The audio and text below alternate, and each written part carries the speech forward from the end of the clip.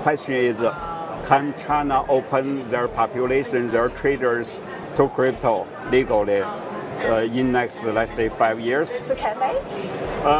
2 years ago, if you ask me the question, it's absolutely zero. Now, more than 50%. It didn't happen in a press conference. It didn't make the front page of the Wall Street Journal. But somewhere halfway around the world, a switch was flipped. And in that moment, the future of money shifted forever. China didn't just make an announcement. They made a move. While the rest of the world was arguing about ETFs and having cycles, Beijing was finalizing a system that connects directly to the ISO 20022 global messaging standard. China has been building its digital yuan for years. Most people dismissed it as an experiment, but now it's connecting through new rails, digital settlement pathways that align perfectly with ISO 20022 compliance. This isn't about replacing Bitcoin. It's about outpacing the West.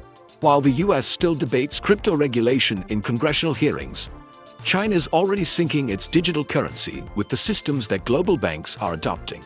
And here's where it gets crazy. Those same systems, they're speaking the same digital language as XRP, XLM, HBAR, and XDC. Every single one of these tokens is tied to real-world utility, not speculation. XRP is building the cross-border settlement rails, trusted by corporations, governments, and institutions. Every technological rollout they've ever done, from 5G to AI, has been about one thing: control through infrastructure. The digital yuan is no longer just a domestic payment tool. It's becoming a bridge currency in global trade, across borders without friction. You need interoperability, and interoperability is exactly what ISO 20022 delivers. The same foundation that XLM, XRP, HBAR, and XDC were built on years before the switch flipped. This isn't about one country or one coin. It's a monetary alignment that's been brewing since 2019. And every time the West hesitated, China built. Because they're not waiting for approval, they're waiting for activation. What we're seeing right now isn't just a digital currency rollout. It's a digital empire strategy. The People's Bank of China, PBOC, has been running real-world pilots for the digital yuan in over 20 cities, from Shenzhen to Chengdu. Billions of dollars worth of transactions have already moved across the system, quietly, efficiently, and most importantly, interoperably. And if you trace those pipelines back, what do you find?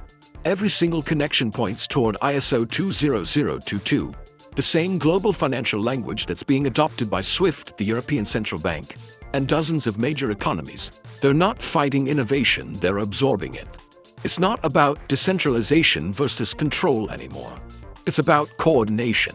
And that's what ISO 20022 enables. A universal programmable message layer where money, identity, and data all move seamlessly.